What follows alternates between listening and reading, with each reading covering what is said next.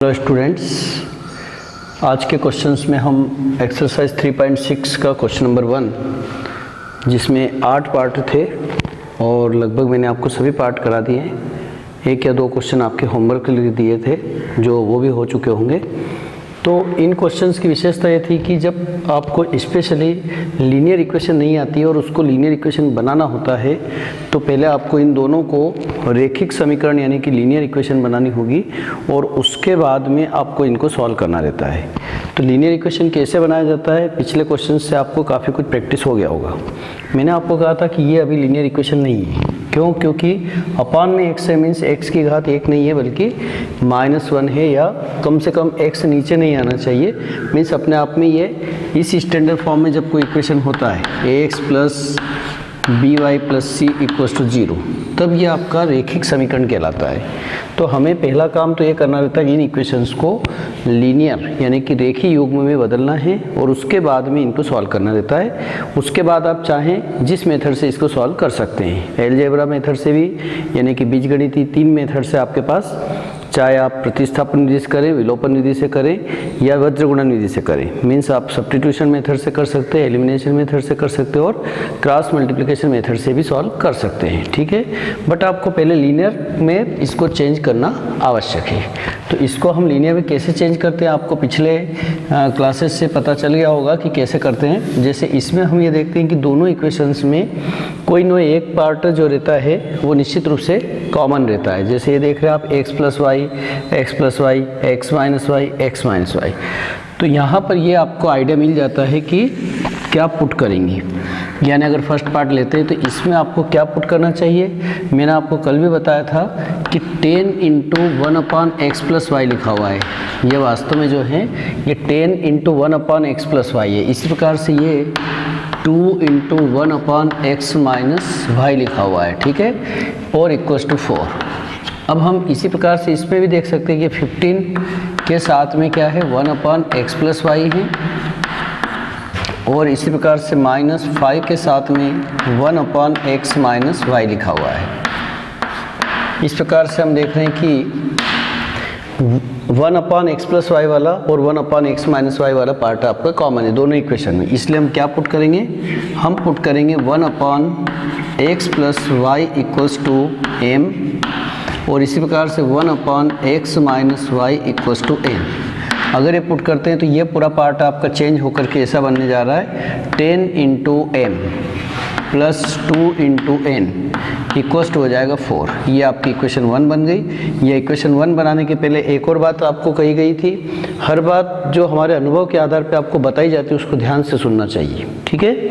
तो यहाँ पर मैंने आपको बताया था कि इक्वेशन फाइनल करने के पहले, है ना, ये इक्वेशन नंबर 1 आप देने जा रहे थे, बट आपको लग रहा है कि इसमें ऐसा कोई नंबर है जो तीनों में डिवाइड कर सकता है, तो उससे डिवाइड करने से क्या होता है, ये थोड़ा सा इक्वेशन आपका सिंप्लीफाई हो जाएगा और आपको आगे इसको सॉल्व करने में ज़्यादा हेल्प मिलेगी। तो क्यों ना हम इसमें 2 से डिवाइड कर दें। अगर 2 से डिवाइड करते हैं तो ये बन जाएगा आपका 5m, प्लस 2 से डिवाइड करेंगे तो n, और ये हो जाएगा 2। इसको आप इक्वेशन 1 दे दें। इसी प्रकार से यहाँ पर भी आपको ये कार्य करना है, मीन्स ये पूरा पार्ट m और ये पूरा पार्ट अगर n बनता है तो ये हो जाएगा एंड। सेकेंड इक्वेशन की बात करें तो 15m आ जाएगा, ये 15m minus 5mn equals to -2। अब जैसे इसमें हम देख रहे हैं कि 5 से डिवाइड नहीं हो रहा है तो कोई ज़रूरी भी नहीं है, इसको आप इक्वेशन 2 दे दें। इसके बाद में निश्चित रूप से आपका अनुभव यही रहा होगा अभी तक कि हमें एलिमिनेशन मेथड बेटर लगती है, तो आप उन दोनों को एलिमिनेशन मेथड से सॉल्व कर लें। तो solve the equation 1 and 2 by elimination method. समीकरण 1 और 2 को विलोपन विधि से अगर हल करते हैं तो इन दोनों में आप देख रहे हैं, ये देखिए पास में लिखी हुई, यहाँ पर 1 है इसका कोफिशिएंट और यहाँ कितना है 5 है। तो इनको हमेशा कोफिशिएंट्स को हम इक्वल करते, पहला काम हम कोफिशिएंट्स को इक्वल करते, तो यहाँ पर 1 है और यहाँ 5 है, तो इसलिए इक्वेशन 1 में हम किसका मल्टीप्लाई करेंगे, 5 का। तो देखिए 5 का मल्टीप्लाई करने से ये हो जाएगा 25m plus 5n equals to 5 का मल्टीप्लाई करें तो 10 बनेगा, ओके। इसी प्रकार से यहाँ सेम रहेगा क्योंकि 1 के मल्टीप्लाई से कोई चेंज नहीं होता है।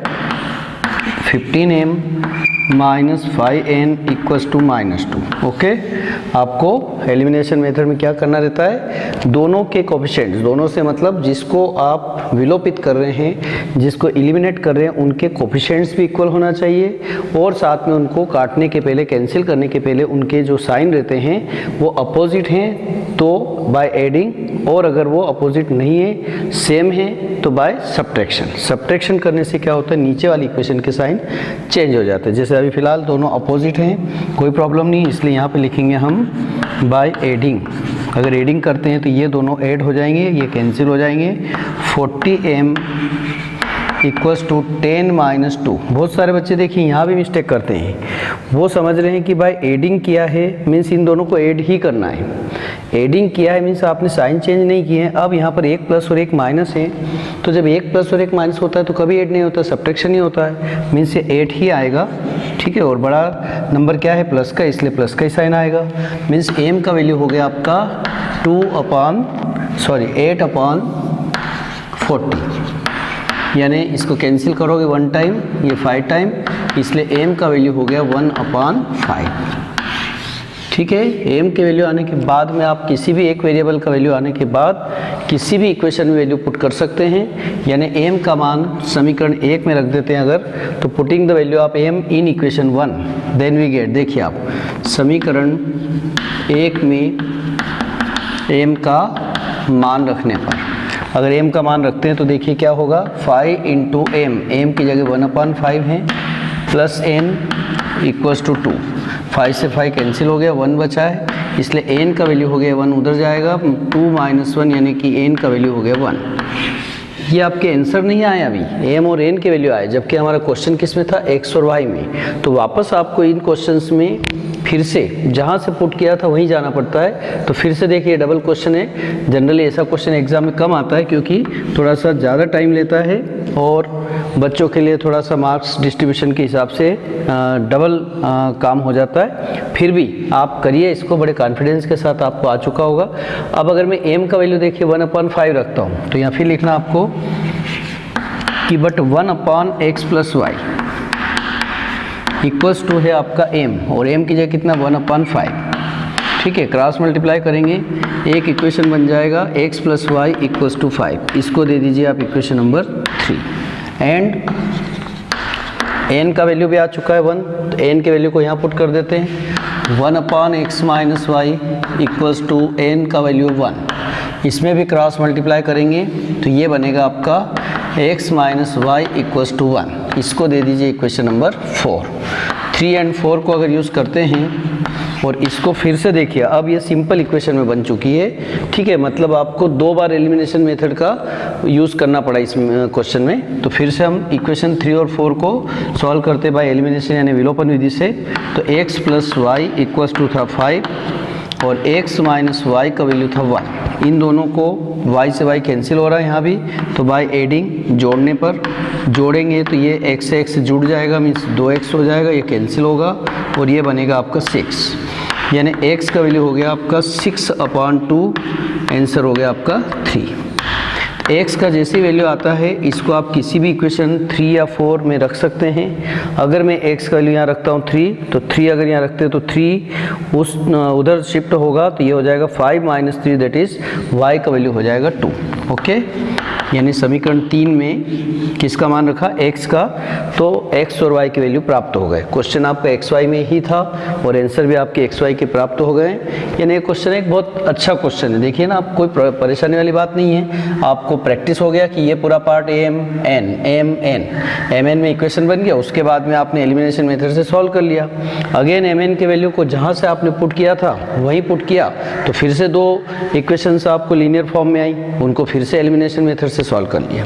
इस प्रकार से निश्चित रूप से चेक करना भी आपको मैंने बताया था कि बाय द इसी क्वेश्चन को अगर मुझे चेक करना है तो देखिए, अगर x का वैल्यू 3 रखते हैं, y का वैल्यू 2 रखते हैं, तो ये आ जाएगा 5 होगा, 5 से 10 कैंसिल होगा तो ये बचेगा 2। ठीक है, इस प्रकार से अगर यहाँ x का वैल्यू रखते 3, यहाँ रखते 2, 3 - 2 यानी 1, यानी कि बचा 2 + 2 4, यानी आपका जो आंसर है वो 100% बिल्कुल करेक्ट है। ठीक है, अच्छा लगा ये क्वेश्चन।